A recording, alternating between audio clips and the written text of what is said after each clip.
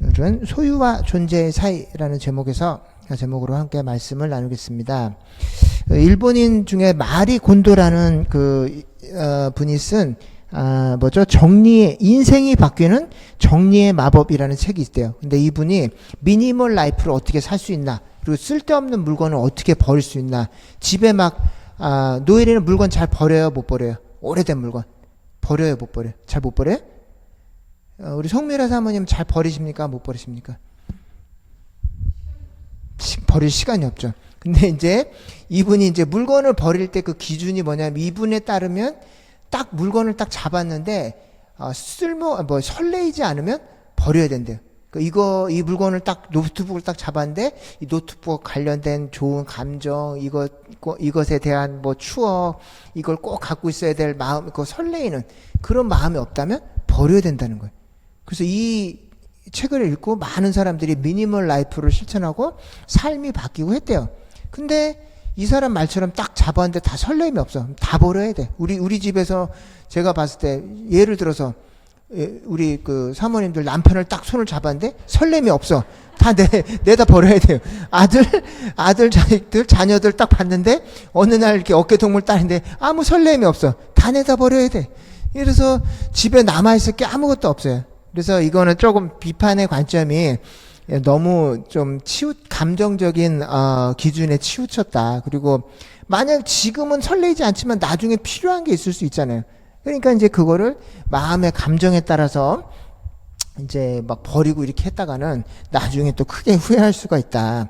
근데 이제 이런 비판과 딜레마를 안겨주는 본문이 또 있습니다. 오늘 여기 성경에 보면, 지난주에도 이제 디모데서 보니까 바울이 오늘 현대인에게 안 맞는 얘기들을 많이 해요. 감옥에 있으면서 고난을 받고 같이 복음과 함께 고난을 받으라 그랬는데, 그게 오늘날 핍박을 당하는 현실도 아니고 감옥에 갈 수도 없고, 억지로 그러면 복음 전하다 그러면 바울 때문에 죄를 짓고 감옥에 가야 되나? 그러니까 적용점이 굉장히 애매한 이제 그런 본문들이 있는데, 오늘 함께 읽은 이 본문도 그런 유사한 이 본문 중에 하나입니다. 이제 그 중에 이 6장 8절을 제가 다시 읽어보겠습니다. 우리가 먹을 것과 입을 것이 있은즉 족한 줄로 알 것이니라. 그럼 이게 말이 되나? 오늘 여러분들 먹을 것과 입을 것만 가지고 살 수 있어요? 안 되죠. 먹을 것과 입을 것만 있었다가는 길바닥에 나 앉아야죠. 먹을 것과 입을 것과 컴퓨터와 집과 차와 그리고 교육과 의료와 이런 기본 서비스가 있은즉 족한 줄 알 것이니라, 이렇게 돼야 되는데, 바울은 뭐라 그러냐면 먹을 거하고 입을 것만 있으면 만족하고 그냥 감사하고 살으라는 거예요. 근데 그럼 오늘날 어떻게 아주 최소한의 자원만 갖고 살으라는 건데, 어떻게 이게 가능한가? 그리고 이 오늘 본문을 다시 보면 이 만족함만을 가지고서 이제 살려고 하는데, 그러면 세상에 어떻게 발전을 하나? 만약에 이제 내가 먹을 거가 입을 거 그냥 성적을 학교 성적을 받았어. 근데 C 마이너스야. 근데 나는 만족해. 난 이걸로 그냥 만족하면서 살 거야. 그럼 그 사람한테 발전이 있을까요, 없을까요? 노엘의 발전이 있어요, 없어요? 없죠. 뭔가 인생에 불만족하고 결핍을 느끼고, 내가 왜 이러지? 나는 왜 이거밖에 없지? 라고 인생에 뭔가 불만을 느껴야 발전이 있고 성장이 있는데, 바울은 뭐라 그러냐면 최소한의 것만 딱 있으면 그냥 만족하고 멈추래요. 그러면 인생에 발전이 없는데, 이거를 어떻게 해석을 해야 되나? 불만족과 결핍을 느껴야 내가 성장하고 발전하는데, 바울은 그냥 만족하고 살으려는 거야. 그럼 모든 크리스천들이 아무런 발전도 없이 성장도 없이 그냥 제자리에 멈춰서서 살아야 되는가? 헷갈리는 거죠. 그래서 이 구절을 볼 때 우리가 그러면 어떻게 살라는 거야? 이거 그냥 만족하고 대충 살라는 건지, 약간 나한테 불만을 느끼면서 발전을 하라는 건지, 그러면 크리스천들은 아무런 성장도 없고 발전도 없고 그냥 제자리 걸음하면서 삶에 만족하고 그냥 살아야 되는가? 이제 여기가 좀 헷갈리는 거죠. 그러면 이 이제 중요한 여기서 이제 이 구절은 제가 오늘 이제 말씀을 준비하면서 번역을 찾아봤더니 이 만족하라는 단어의 의미가 이게 퍼펙트 컨디션이라서 아무런 도움이나 지지가 필요 없는 완전한 상태래요. 근데 이런 완전한 상태가 이 땅에서 있을까요, 없을까요? 이 땅에서는 없어요.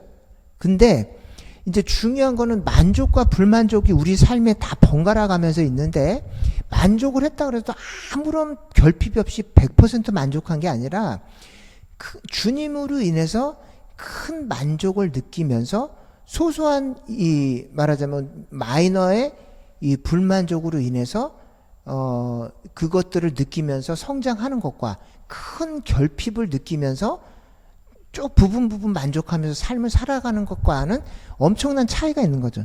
그래서 우리가 우리 자신을 성장시키되 하나님 안에서 큰 만족과 감사한 가운데에서 우리 안에 결핍과 불만족거리를 찾아서 우리의 삶을 개선해 나가는 것과 왜 하나님 나 이거밖에 없어요 라고 큰 불만족과 원망이 있는데 조금 감사하면서 살아가는 것 사이에는 큰 차이가 있다는 거죠. 그래서 여기서 만족하라는 것은 불만족과 결핍이 하나도 없다는 게 아니라 하나님 앞에서 우리의 삶의 큰 대부분의 것에 대해서 큰 만족을 베이스로 놓고 그것을 디딤돌 삼아서 그 다음 스텝들을 뛰라는 거예요. 근데 이제 이것이 세상을 살아가는 이 영적인 건강, 그리고 이것이 또 우리에게 어떤 또 도움이 되냐면 9절에 보니까 부하려는 자들 이렇게 되는데, 다른 성경을 같이 참고하면 속히 부하려는 자들입니다. 그러니까 빨리 부자가 되려는 그런 여러 가지 시험과 욕망으로부터 우리를 이제 지켜준다는 것이죠. 그래서 이번에 루나 코인인가 해서 권도영이라는 그 사람이 코인을 만들었어요. 근데 이 사람이 수십조 원의 사기를 쳤는데 그 코인을 가지고서 세상에 미국서부터 막 전문직에 있는 약사, 전문사, 변호사 이런 사람들도 이 사람이 만든 회사에 엄청난 투자를 했어요. 근데 이 사람이 주장한 건 뭐냐면 절대로 손해보지 않는다.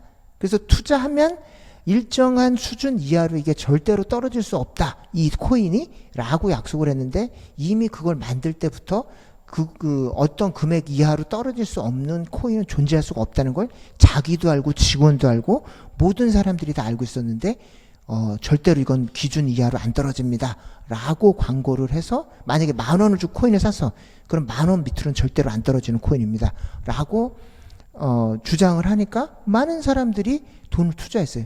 근데 사실은 이제 그게 막 10,000원 이하로 지금 막 몇십 원대로 떨어지니까 수조 원대의 피해를 보고 사람들이 막 무슨 잠도 못 자고 불면증, 위장장애 이러면서 거의 폐인의 삶을 사는 사람들이 많아, 이 사람 때문에. 근데 이 원인이 뭐냐면, 그렇게 전문가들도 변호사, 약사, 막 완전히 엘리트층들도 빨리 돈을 벌게 해주겠다 그러면 분별력이 없어지는 거예요. 이거 말이 안 되는데, 이런 생각을 못 하는 거예요. 돈을 투자하면 절대로 원금은 잃어버리지 않고 계속 돈이 불어날 거예요. 염려하지 마세요. 이러니까 전문가들이 속고 돈을 투자하는 거죠.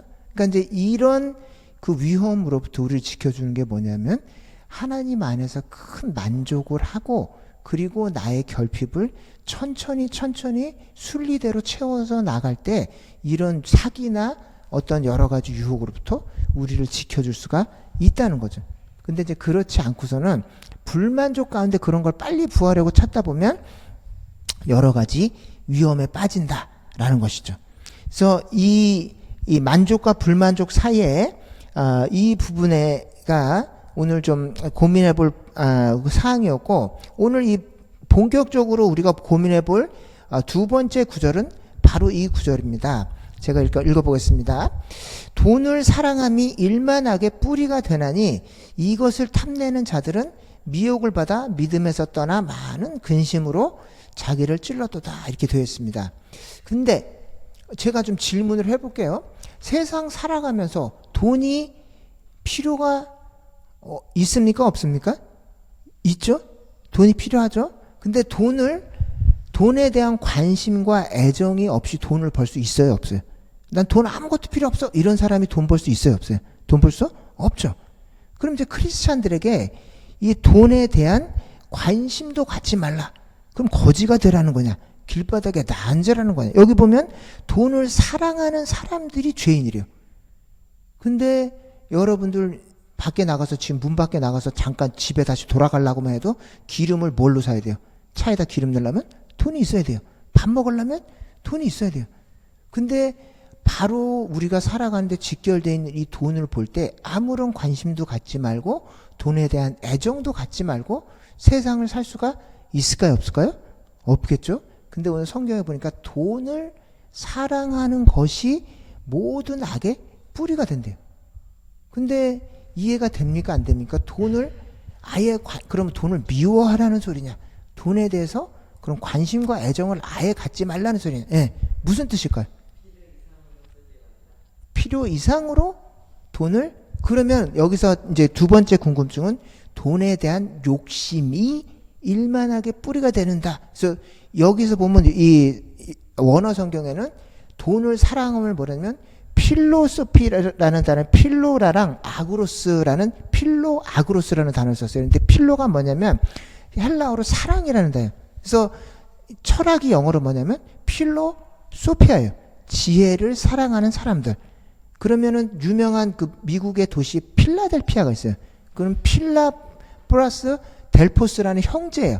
그래서 형제 사랑이라는 의미가 필라델피아라는 도시의 의미예요.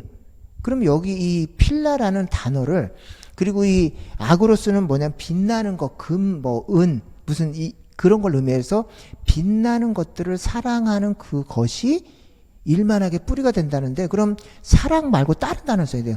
무슨냐면 집착, 굉장한 탐욕, 돈을 탐욕하는 것이, 투머치하게 가지려고 애쓰는 것이 죄가 된다. 그럼 말이 맞아. 근데 돈에 대한 애정을 갖는 게 죄가 된다? 그럼 피해갈 사람이 누가 있어요? 돈에 대한 애정과 관심도 없이 어떻게 돈을 벌어? 그래서 이 단어가 잘못 사용된 게 아닌가, 이렇게 해석될 수도 있죠. 그러니까 우리가 볼 때 돈을 투머치하게 막 찾으려고 매달리는 게 죄가 된다? 말이 맞아요. 근데 돈에 대한 애정을 갖는 것만도 죄가 된다? 그러면 어떻게 살라는 거냐? 이 땅을 사는 동안 돈이 필요하고 돈을 벌어야 사는데 돈에 대한 관심도 갖지 말고 애정도 갖지 말고 신경도 쓰지 말라? 그럼 크리스천들은 어떻게 살라는 거냐? 의문을 가질 수가 있죠. 그래서 이 구절에 돈을 사랑한다 대신에 돈에 대한 탐욕을 갖지 말고 돈에 대한 집착을 하는 것이 죄가 된다. 이러면 말이 맞아요. 근데 여기다 왜 이 필로라는 이 사랑이라는 단어를 썼는가 궁금하지 않을 수가 없습니다. 근데 그 답은 이 필로라는 단어는 물질에는 거의가 아니라 사용이 안 돼요. 누구한테만 사용이 되냐면 인격적인 대상에게만 사용이 됩니다. 그래서 신약 성경 전체에서 여기 한 구절만 딱 나왔어요. 이 필로라는 단어랑 물질이 같이 결합돼서 나온 구절이 신약 성경 전체에서 디모데전서 6장 10절 여기 한 군데만 있어요. 나머지는 다 어떻게 써 있느냐? 그 필로 델피아에서 형제 사랑, 그리고 유명한 우리 여러분들 요한복음 21장에 예수님이 베드로를 찾아오셨잖아요. 그 베드로를 찾아갖고 네가 나를 사랑하느냐? 이렇게 물어볼 때 예수님이 네가 나를 아가페하느냐? 이렇게 아가페는 조건 없이 날 사랑하느냐? 라고 물었을 때 베드로가 뭐라고 대답했냐면 주님께서 내가 주님을 필레오 하는 줄을 주님이 아십니다. 라고 필레오라고 대답을 해요. 그게 뭐냐면 주님을 내가 인격적이고 전인적으로 사랑하는 줄을 주님이 아십니다. 이렇게 쓴 거거든요. 그러니까 여기 나오는 이 필라 이거는 뭐냐면 오직 인격을 가진 상대방하고 관계를 나타날 때만 써야 돼요. 근데 여기 뭐라 그러냐면 이 사도 바울이 돈을 인격체처럼 사랑하는 것이 일만하게 뿌리가 된다고 그랬어요. 이거는 어떤 정도 수준이냐면 탐욕하는 것을 넘어서서 돈을 인격체처럼 대하고 돈하고 나하고 일체화해서 돈이 가져다 주는 어떤 편리함이나 어떤 안전함이나 이런 것들을 완전히 내 삶의 피난처와 의지처로 삼고 평생의 동역자로 내 돈을 어깨동무하고 가겠다는 이게 집착과 탐욕을 넘어선 거예요. 그래서 이런 사람들은 내가 가진 모든 자원을 다 팔아서 여러분들 친한 내 형제가 죽을 것 같은 위기에 처했을 때 내가 생명이 위험하더라도 친구나 내 형제를 위해서 그 물속에 빠진 형제들 구하러 갈 수 있을 것 같아요? 없을 것 같아요? 내 형제가 물에 빠졌어. 위험하면 도우러 갈 거야, 안 갈 거야? 돈이 그렇다는 거야. 돈을 벌려면 네 목숨과 건강이 위험해질 때라도 그것을 목숨과 위험과 내 형제와 가족들을 버리고 위험에 처하게 하고서라도 돈을 구하러 가겠다라는 인격적인 관계를 맺은 사람들을 지적을 한 거예요. 그래서 돈을 인격체처럼 사랑하는 그 사람이 일만하게 뿌리가 된다 그랬는데 여러분들 어떻게 돈을 그렇게 사랑해요? 근데 그 일예를 보여주면 너무너무 어떤 대상을 사랑하면 인격이 아닌데 인격체처럼 대하는 경우가 있어요. 그 대상이 뭘까요? 예를 들면 뭐가 있을까요? 동물들이 있어요. 애완동물. 애완동물이 사람이나 인격체는 아닌데 너무너무 사랑하면 인격체처럼 대합니다. 그래서 여러분들 요즘 캣맘이라는 소리 들어보셨나요? 캣맘. 자기를 고양이를 키우는데 너무너무 사랑해서 자기 그 고양이를 소개할 때 우리 딸 누구누구예요? 라고 소개하는 사람 봤어요? 우리 아들이에요. 라고 자기 고양이나 자식을 우리 자식이에요. 우리 예삐 누구누구예요. 이렇게 표현을 하는데 이게 이 애완동물을 애완동물의 자리에 놓지 않고 인격체의 자리에 놓는 순간 여러분들 그 고양이 집사라는 말 들어보셨나요? 그게 뭐냐면 집사가 뭐냐면 심부름꾼이에요. 그래서 고양이를 너무너무 애지중지하는 사람은 고양이 주인이 아니라 심부름꾼처럼 삽니다. 그래서 고양이가 굉장히 강아지처럼 막 함부로 다가오지도 않고 엄청 도도해요. 그래서 고양이가 통상 어디 사냐면 캣타워 높은 데 살아요. 그래서 올려다 봐야 되고 화장실도 고양이 쓰는 그 화장실도 깨끗이 청소를 안 하면 걔가 거기를 안 써요. 그리고 걔가 먹는 음식통이나 걔가 익숙하게 사용하는 게 제자리에 없으면 그걸 사용을 잘 안 해요. 그러니까 부지런하게 걔를 돌봐주고 케어하지 않으면 걔가 주인을 주인으로 생각을 안 해요. 그래서 스스로를 집사처럼 그 일꾼 고양이를 돌보는 고용된 일꾼처럼 살아간다 그래서 고양이 집사 한 명 생겼네 이런 표현을 쓰는 이유가 뭐냐면 그 애완동물을 돌보는 그 정성과 열정이 사람을 대하는 정성을 넘어선 사람들을 표현할 때 스스로를 자기를 캣맘, 집사 이렇게 부릅니다. 그리고 여러분들 고양이 호텔 있는 거 알죠? 그 애완동물 호텔 그 자기 어디 갈 때 호텔에 맡기는데 그 호텔의 풀 서비스 중에 수영장, 마사지, 미용 서비스가 다 포함되어 있답니다. 그래서 내가 가 있는 동안 우리 고양이, 우리 강아지 좀 돌봐주고 싶어. 그럼 애완동물 호텔에 맡기는데 거기에 사람도 잘 이용하기 힘든 마사지와 미용과 수영장과 풀 서비스가 다 포함되어 있다는 거예요. 그리고 애완동물 고양이가 집을 나가면 찾아주는 탐정도 있답니다. 그래서 캣 탐정이라 그래서 그 직업이 일본에서는 어마어마하대. 그래서 반려묘라 그래서 일본은 엄청 고양이를 많이 키우는데 집을 나갔을 때 그 고양이를 찾아주는 탐정 사무소가 엄청 돈을 잘 번대요. 탐정 사무소도 있어요. 그 애완동물 이 호텔도 있어요. 그리고 생일 파티나 패션쇼도 한답니다. 그래서 자기 애완동물도 모아놓고 생일 파티들을 거창하게 해주고 그 안에 막 옷을 계속 갈아입혀갖고 패션쇼까지 이제 벌인다는 거죠. 이제 이런 정도 되면 그러니까 애완동물이 있어야 될 자리를 넘어서서 애완동물을 섬기는 애니멀 워시퍼라고 합니다. 이걸 뭐라 그러냐면 동물들을 숭배하는 사람들 수준으로 되는 거예요. 근데 그 자리에 그대로 뭐가 들어가냐면 돈이 들어갈 수가 있다는 거예요. 그래서 돈을 인격체처럼 대하고 그럼 그 인격이 돈이 부리는 대로 바뀔까요? 안 바뀔까요? 사람의 인격도 바뀌어가요.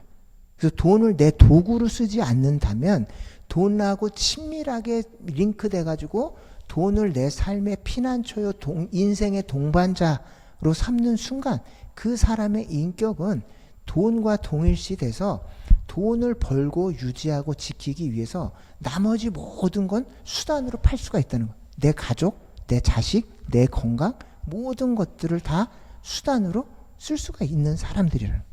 그래서 오늘 성경에서 돈을 그냥 버는 사람이 아니라 인격체처럼 대하고 돈과 깊이 관계 맺고 살아가는 그 태도가 모든 악의 근원이 된다. 이렇게 표현을 하는 거예요. 그래서 여러분들이 크리스찬임에도 불구하고 그리고 또 한 가지 해석은 뭐냐면 아까 왜 돈을 욕망함이 이렇게 하지 않고 사랑함이 이렇게 한 이유 중에 또 하나는 뭐냐면 단순한 애정이 순식간에 집착과 욕망으로 바뀔 수 있는 대상이 바로 돈이라는 거예요. 딴 거는 여러분들 자식 사랑이 막 집착으로 순식간에 변하진 않아요.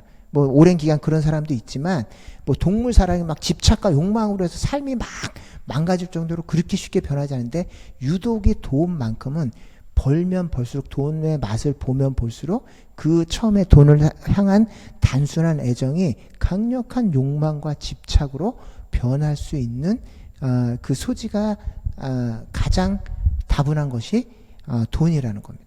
그래서 이 크리스찬들에게 돈이 필요 없는 것은 아니지만 단순한 애정에서 쉽게 바로 집착과 욕망으로 변할 수 있는 가장 손쉬운 대상이 돈이기 때문에 오늘 이 사도 바울이 돈에 관해서 이야기하면서 우리에게 주는 이 교훈이 뭐냐면 이 돈을 단순히 애정으로 해서 또 인격체로 변화하는 순간 이것이 우리를 믿음에서 떠나게 하고 지난주에 얘기했던 수치심과 두려움으로써 자기 자신을 망가뜨리는 가장 중요한 요인이 된다는 거죠. 돈을 못 벌면 내가 왜 돈이 없지라는 수치심, 돈을 벌면 돈이 없어지면 어떻게 하나 하는 두려움, 이 두 가지로 우리 인생을 망가뜨리는 가장 중요한 요소가 된다는 것이에요. 그래서 여러분들이 저는 안 그런데요. 천만에 뭐 저도 지금 목회자이지만 언제든지 돈 때문에 이거 어떻게 하면 좀 돈을 더하고 풍요롭게 준비해야 되지 않나? 이런 고민에 대해서 그리고 또 목회자끼리도 막 좀 풍요롭게 지내는 사람들을 보면 서로 계속 경쟁이 되고 이것이 우리를 흔드는 가장 중요한 요소들 중에 하나가 됩니다. 그래서 이 일생 동안 우리가 살아가면서 이 돈 문제를 피할 수는 없는데 이것을 사랑하지 않으면서 어떻게 벌고 관리를 해야 될 것인지 이것이 우리에게 평생 주어진 숙제입니다. 그래서 지난주부터 우리가 계속 고민을 했는데 이 돈을 사랑하고 집착하는 것이 우리를 수치심과 두려움과 또 사람들과의 경쟁 속에서 우리의 삶의 고난을 가져오는 중요한 요인들 중에 하나다라고 설명을 드렸어요. 그래서 이번 주는 이 돈이 주는 위험성까지 고민을 해보고 그렇다면 크리스찬들은 돈의 집착과 위험을 벗어나서 만족하면서도 크리스찬들이 안전하게 돈을 버는 방법이 있는가? 그리고 하나님께서는 이 크리스찬들에게 더 돈을 벌기에 유리한 또 어떤 그런 자원들을 특별히 허락해 놓으신 게 있는가? 이런 것들을 좀 고찰해 보기를 원합니다. 그래서 오늘은 그것까지를 막 이렇게 찾아봤는데 이게 스토리가 너무 길어져서 오늘은 돈이 가지는 돈을 우리가 바라볼 때 단순한 애정 그리고 또 인격으로 대할 때 어떤 위험이 있는가까지 생각해 봤고 그렇다면 크리스찬들은 돈 벌기 불리한 위치에 있는가? 크리스찬으로 살아가는 것은 돈 벌기 어려운 상황인가? 하나님이 돈 벌기를 원치 않으시는가? 이런 것들 그러면 그렇다면 하나님께서 우리 크리스찬들에게만 주시는 특별히 돈 벌 수 있는 방법 크리스찬들에게만 주시는 돈 벌기에 가장 유익한 탤런트들 어떤 것들을 주셨는지를 고찰해서 성경 이제 곳곳을 좀 뒤져봐서 이제 시리즈로 이제 좀 돈에 관련해서 좀 우리가 좀 고민을 해보고 다음 주에 우리에게 어떤 하나님이 특별한 재능들을 주셨는지 한번 고민해보는 시간을 갖도록 하겠습니다. 자, 제가 기도하고 예배를 마치겠습니다. 기도하겠습니다.